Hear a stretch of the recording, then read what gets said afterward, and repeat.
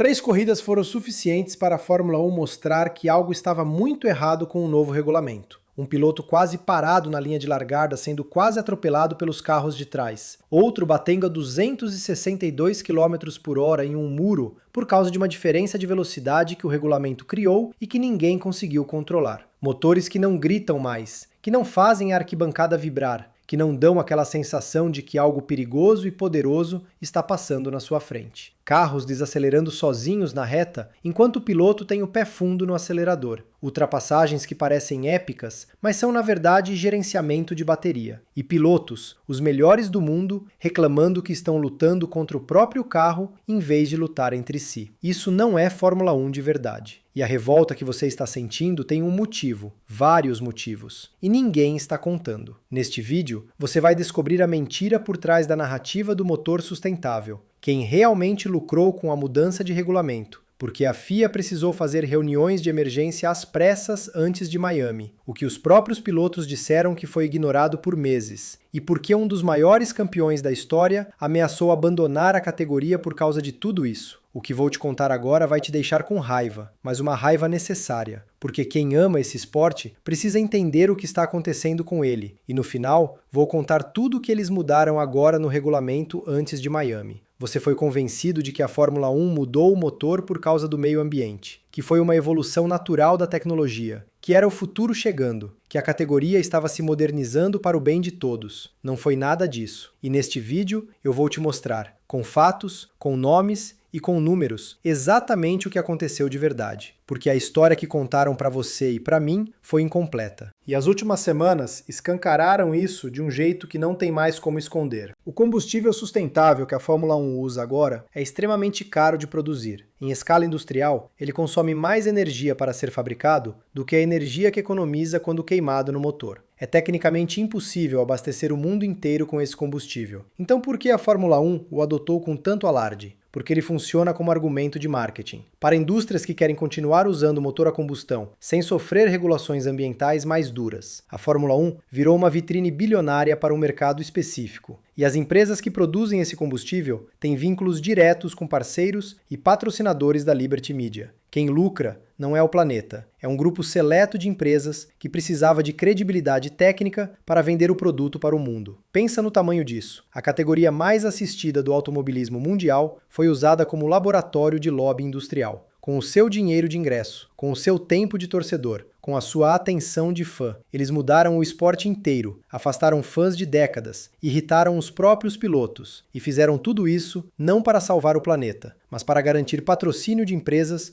que precisam parecer sustentáveis para os próprios acionistas. Mas a mentira da sustentabilidade é só a primeira camada, porque quando você vai mais fundo, descobre que o que realmente aconteceu foi ainda mais revoltante. A Fórmula 1 não mudou o motor para evoluir, ela mudou o motor para resolver os problemas políticos e financeiros que estavam sufocando a Liberty Media, e os fãs de décadas pagaram a conta. De 2014 até 2021, a Mercedes ganhou 8 títulos consecutivos de construtores. 8. O domínio foi tão absoluto que os índices de audiência despencaram em mercados importantes da Europa. As pessoas simplesmente pararam de assistir, porque o resultado já estava decidido antes de a corrida começar. A Liberty Media herdou um produto que estava perdendo espectadores, e precisava fazer algo drástico para mudar isso. O regulamento de 2014, que introduziu os motores híbridos originais, foi desenhado em um momento em que a Mercedes tinha a maior equipe de engenharia de motores da categoria. Eles exploraram cada brecha e construíram uma vantagem que levou anos para as outras equipes reduzirem. Tirar o MGUH foi, na prática, confiscar o maior ativo tecnológico que a Mercedes construiu em uma década. Não foi evolução, foi um reset forçado para redistribuir poder entre as equipes. Chamaram isso de progresso. Era política. E a Red Bull entrou nessa história de um jeito que pouca gente explica direito. Depois que a Honda saiu da categoria, a Red Bull criou a própria divisão de motores. Mas desenvolver um motor com MGUH do zero, sem histórico, sem base técnica consolidada, era inviável em tempo hábil para uma equipe que precisava competir no próximo ciclo. A eliminação do MGUH abriu a porta exatamente para o que a Red Bull precisava. E a Honda voltou para a categoria justamente porque o componente que a fez sair foi deletado. Isso não é coincidência. É política industrial disfarçada de regulamento técnico. Por anos a narrativa corria solta no paddock. Fórmula E é o futuro, Fórmula 1 é o passado. Audi,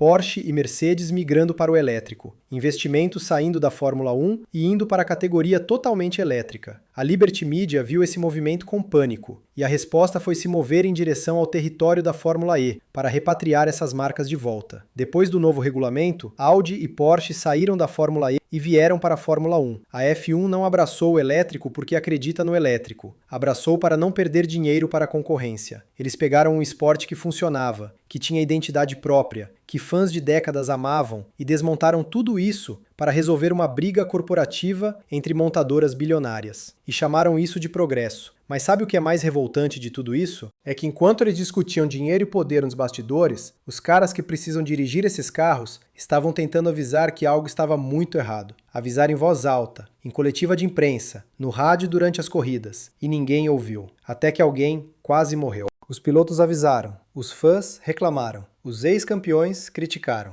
E a cúpula da Fórmula 1 ignorou todo mundo. Porque no final, a opinião de quem ama o esporte não importa quando existe dinheiro suficiente na mesa. Até que a realidade bateu na porta de um jeito que não dava mais para ignorar. No Grande Prêmio do Japão, Oliver Bearman vinha em alta velocidade tentando ultrapassar Franco Colapinto. O que parecia uma disputa normal entre dois pilotos jovens, virou um dos acidentes mais assustadores da temporada em frações de segundo. Bearman bateu no muro a 262 km/h. O impacto foi de 50 G.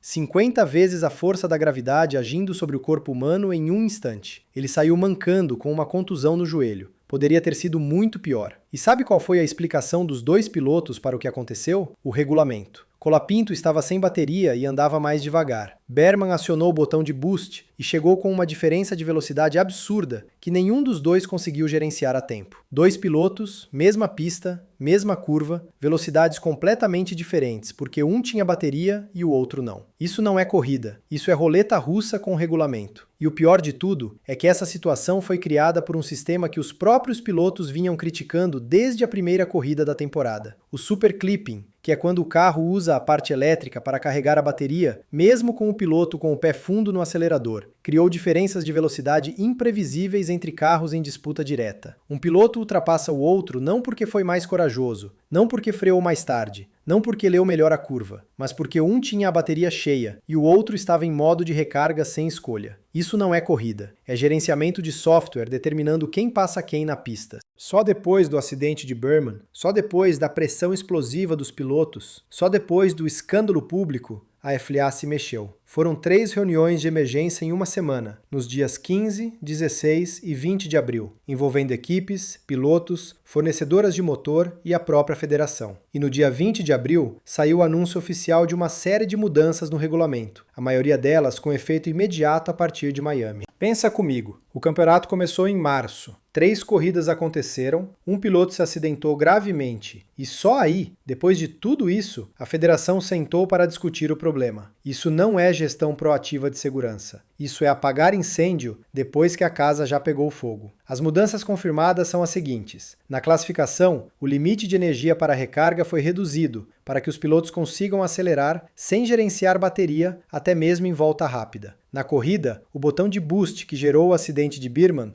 passou a ter um teto de potência máxima em situações de disputa. A potência do super clipping foi aumentada para que a recarga aconteça mais rápido e o piloto fique menos tempo preso naquele modo de hesitação que todo mundo odeia. E nas largadas, um sistema novo vai identificar carros com aceleração anormalmente baixa e acionar o motor elétrico automaticamente, para evitar que o piloto fique parado na linha enquanto o pelotão vem em cima. E isso é resposta direta ao que aconteceu com Liam Lawson na Austrália, que ficou quase parado na largada e foi quase atingido por Colapinto, que desviou no último instante. 2 largadas catastróficas em 3 corridas, um acidente a 260 km/h, 3 reuniões de emergência e uma série de mudanças sendo implementadas às pressas antes de Miami. Toto Wolff, chefe da Mercedes, disse que era preciso agir com bisturi, não com taco de beisebol. uma crítica velada ao ritmo e à forma como o regulamento foi construído e implementado. E Max Verstappen, tetracampeão mundial, o piloto mais dominante da geração atual, disse publicamente que considera deixar a Fórmula 1 ao fim desta temporada se o regulamento continuar nessa direção. Quando o melhor piloto do mundo fala em sair, não é drama, é sinal vermelho no painel de controle da categoria. O som do motor mudou completamente. O V10 e o V8, que faziam a arquibancada vibrar, que chegavam antes do carro, em forma de onda sonora que você sentia no peito, viraram memória. O novo motor é mais silencioso, mais elétrico, menos visceral. As pessoas que pagam ingresso, que viajam para ver corrida ao vivo, que são fãs de décadas, nunca foram consultadas sobre nada disso. A Liberty Media fez pesquisas com investidores, com montadoras, com patrocinadores. Ninguém perguntou para quem realmente importa: o fã. A Fórmula 1 passou décadas sendo o pináculo do automobilismo porque equilibrava tecnologia com emoção, velocidade com perigo, estratégia com talento puro. Esse equilíbrio foi quebrado, não por acidente, por escolha, por uma série de escolhas feitas em salas fechadas, por pessoas que calcularam retorno financeiro e influência de mercado, e que nunca vão sentar em uma arquibancada e sentir falta do que foi perdido. As mudanças anunciadas para Miami são um passo, mas um passo feito depois de um acidente que não precisava ter acontecido, depois de 3 corridas problemáticas, depois de meses de avisos que foram ignorados. E a grande pergunta que fica, a que ninguém na FIA vai responder diretamente, é a seguinte: se o regulamento estava correto desde o início, por que já precisou ser alterado 4 vezes nas primeiras 4 corridas? Então eu quero saber de você. Você acredita que as mudanças para Miami vão resolver o problema de verdade? Ou você sente, assim como eu, que estamos assistindo a uma federação apagando incêndio corrida a corrida enquanto chama isso de evolução? Comenta aqui embaixo com a sua opinião mais honesta, sem filtro, porque essa conversa precisa acontecer em voz alta. Porque quanto mais gente falar, mais difícil fica para a FIA e para a Liberty Media continuar fingindo que está tudo bem. E se ainda não é inscrito no canal, se inscreve agora, porque Miami está chegando, as mudanças entram em vigor e a gente vai estar aqui analisando cada detalhe do que vai acontecer dentro e fora da pista.